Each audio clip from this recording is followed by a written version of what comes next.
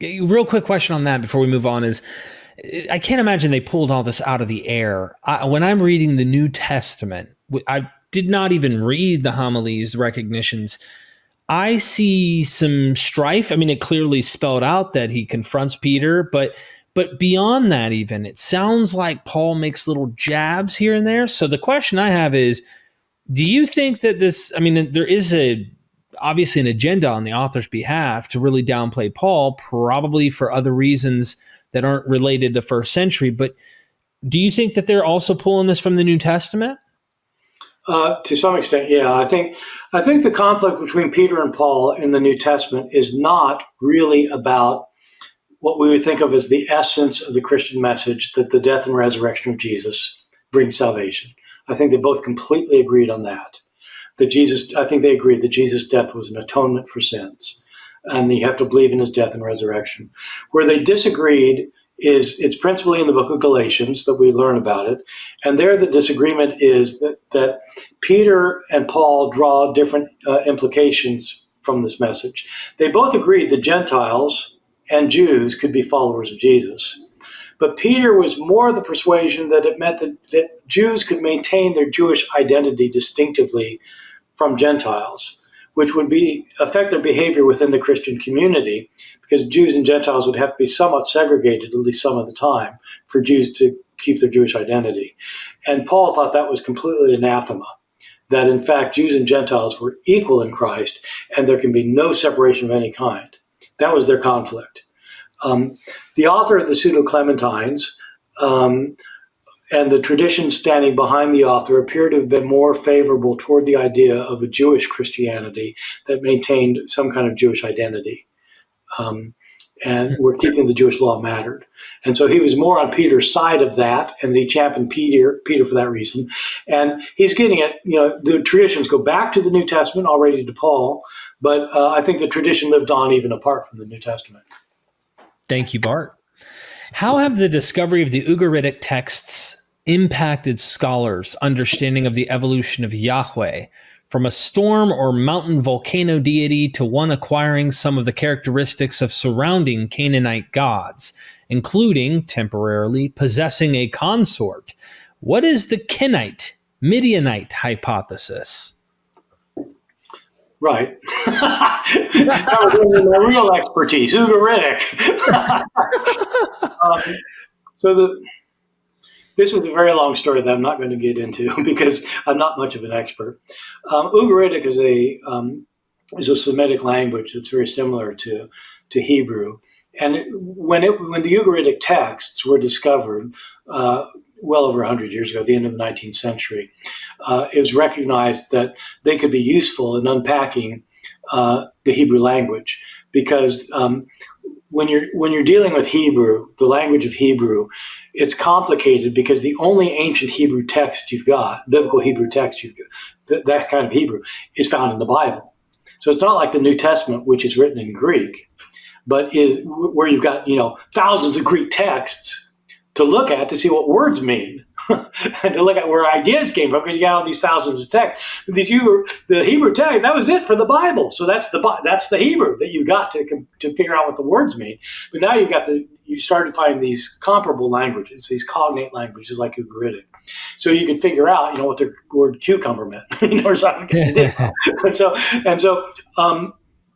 that it was good for that. But it was also, what was stunning about it is that these Ugaritic texts also contain stories comparable to those found in the Hebrew Bible, especially a creation account that sounds very much like, in some ways, using similar words and similar concepts to what you get in the creation account.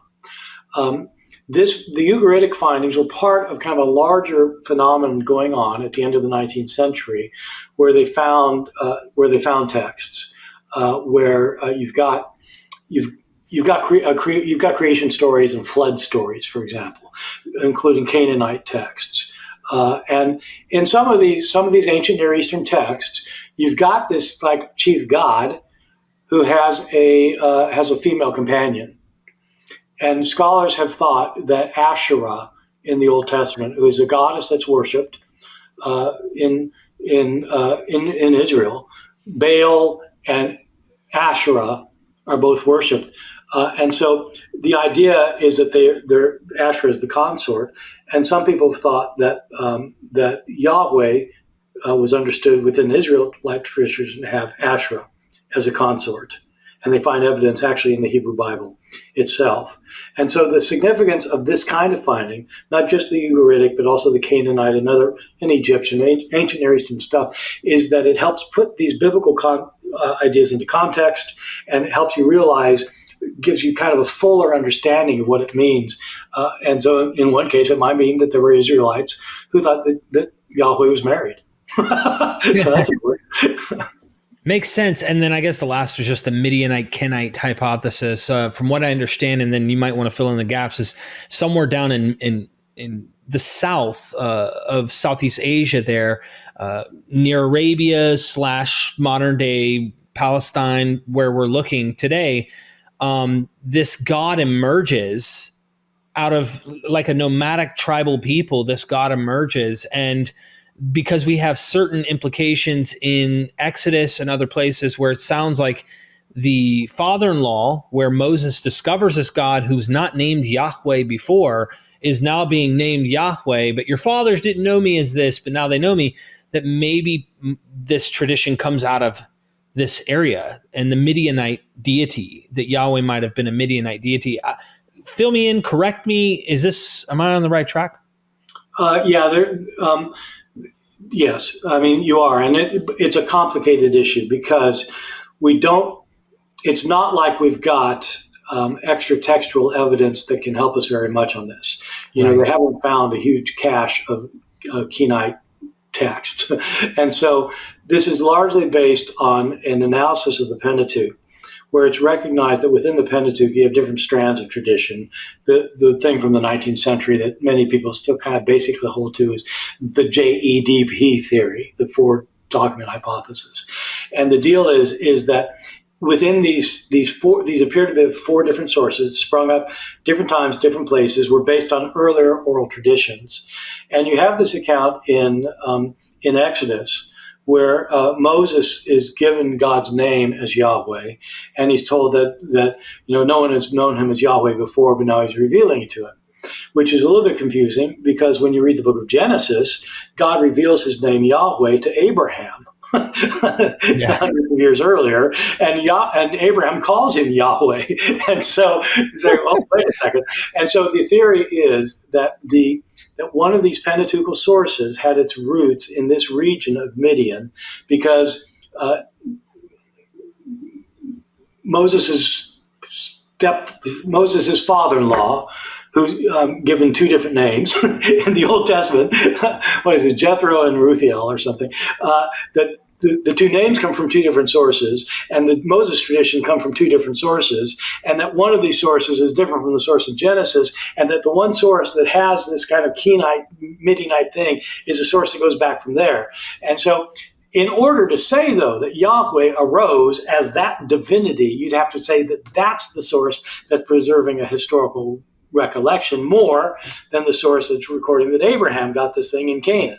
See what I'm saying? Mm-hmm. And so it's one of the theories that Yahweh arose there as opposed to somewhere else.